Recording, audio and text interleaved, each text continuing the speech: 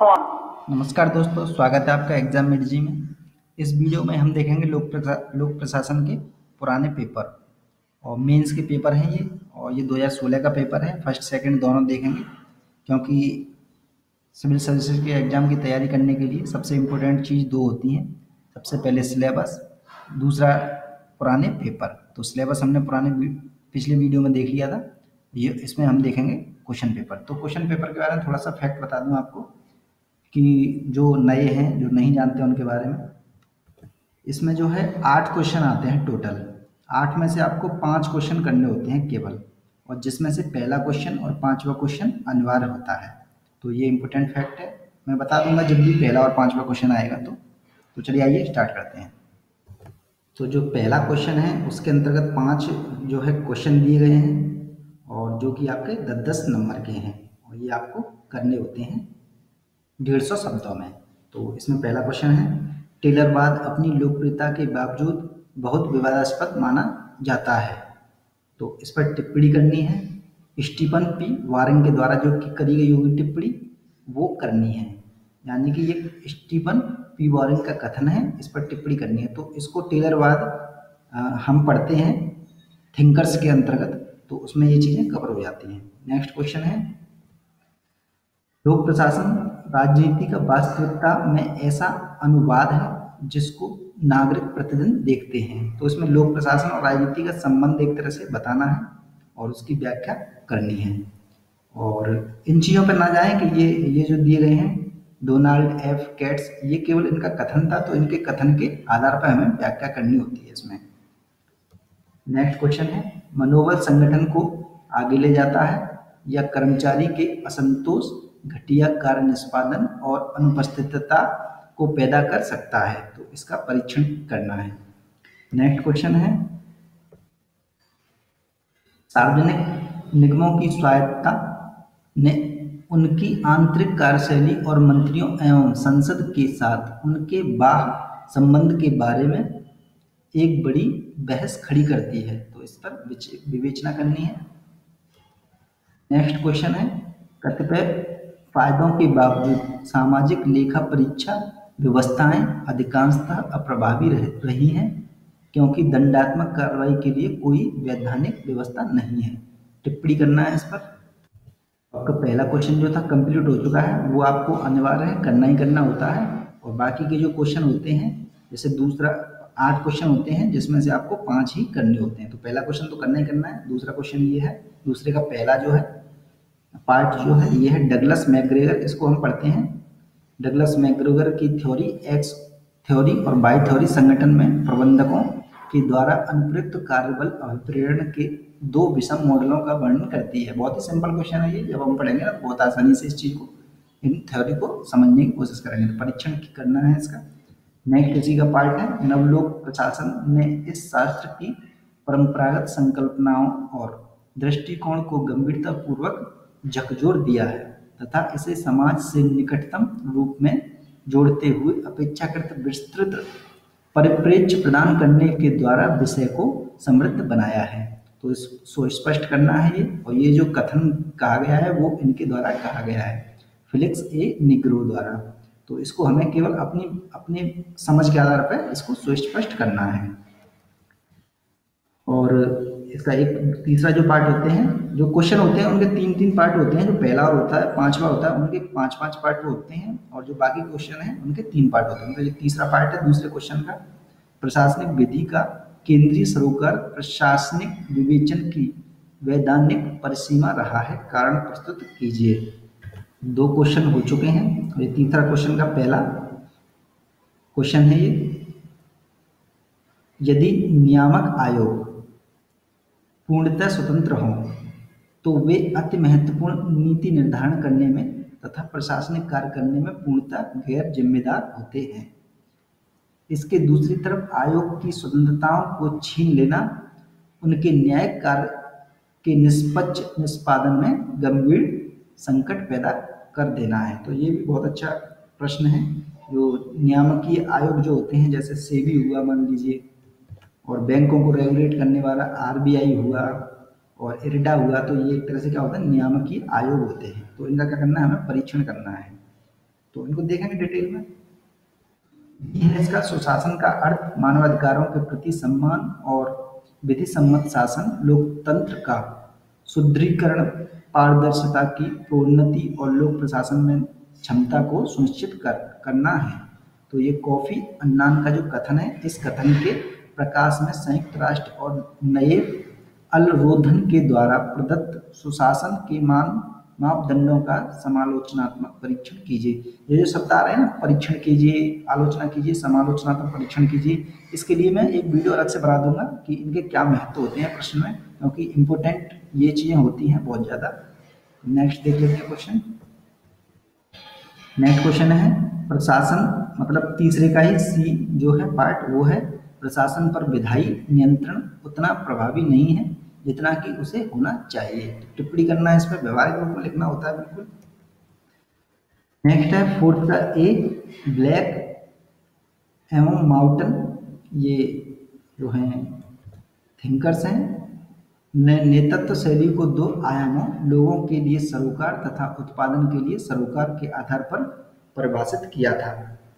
इस कथन के प्रकाश में प्रबंधकीय ढांचा, ग्रिड, ढांचा जैसे ग्रिड बोलते हैं, मॉडल का विवेचन कीजिए, तर्क सहित समझाइए कि कौन कौन सी शैली सर्वश्रेष्ठ हैं। तो इसका नेक्स्ट जो है वो है ब्यूरो आकृति दायी मॉडल का विकास बजट अधिकतमीकरण मॉडल की प्रक्रिया के रूप में किया गया है। टिप्पणी कीजिए।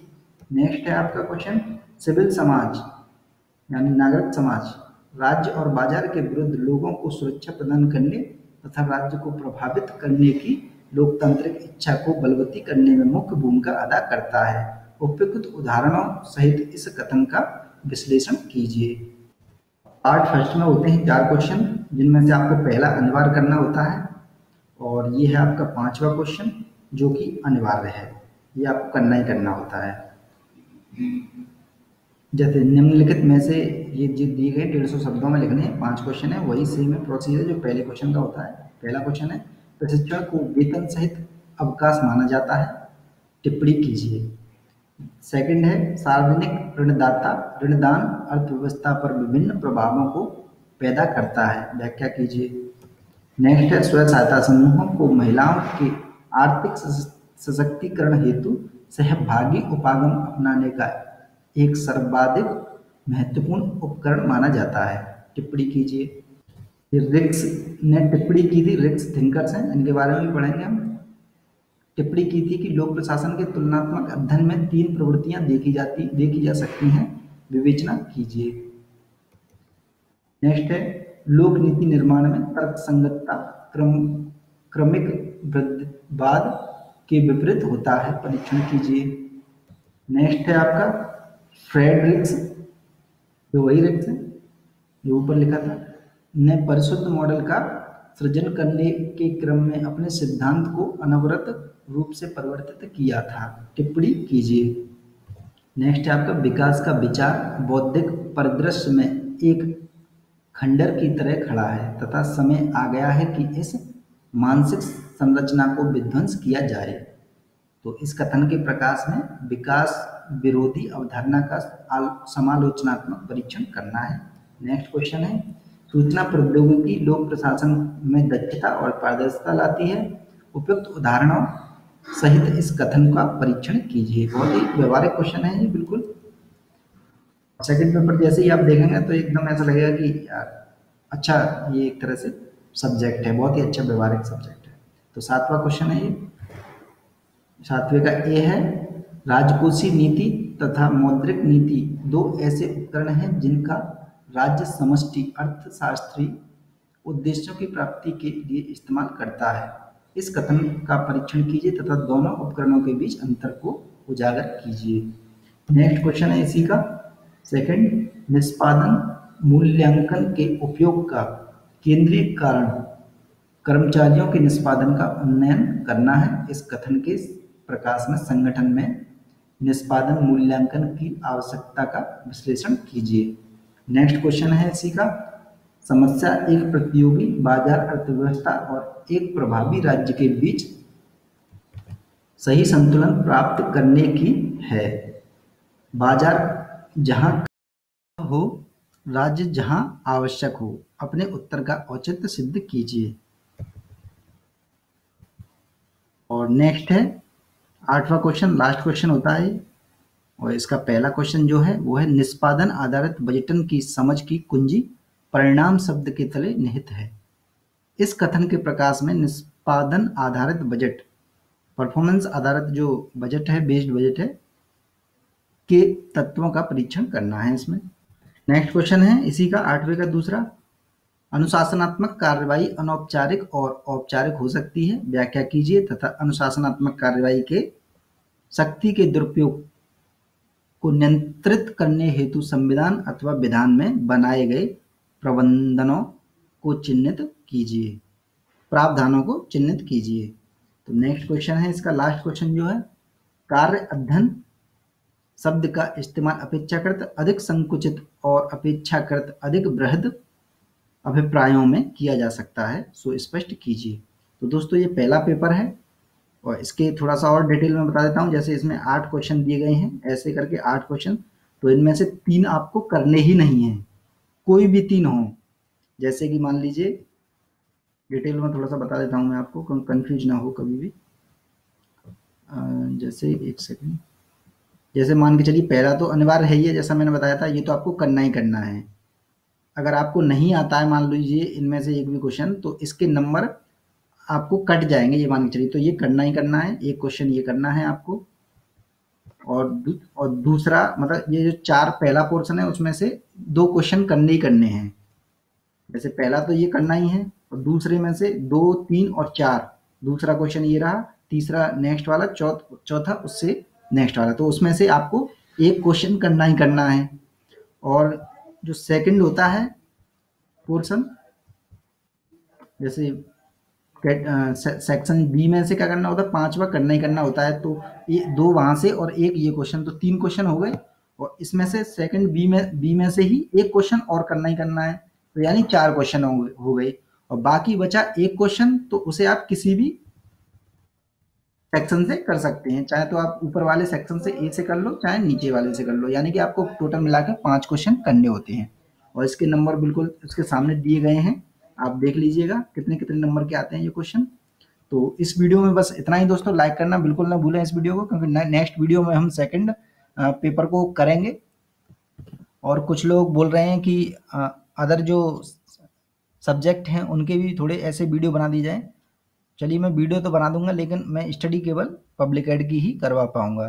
तो वीडियो तो मैं आपके लिए बना दूंगा, 2-3 सब्जेक्ट के बना दूंगा, हिस्ट्री के बना दूंगा, फिलोसफी की बना दूंगा, जो थोड़ा हिंदी मीडियम के लिए ठीक सब्जेक्ट हैं, ज्योग्राफी हुआ, उनके लिए मैं बना दूंगा वीडियो। तो इस वीडियो को लाइक करें, शेयर करें और कमेंट करें कौन कौन लोग लेने जा रहे हैं। जिन्होंने सिलेबस नहीं देखा है पब्लिक एड का, उनकी स्क्रीन पर आ चुका है, देख लें उसे, क्योंकि वो बहुत ही ज़्यादा महत्वपूर्ण है और एक पेपर महत्वपूर्ण है।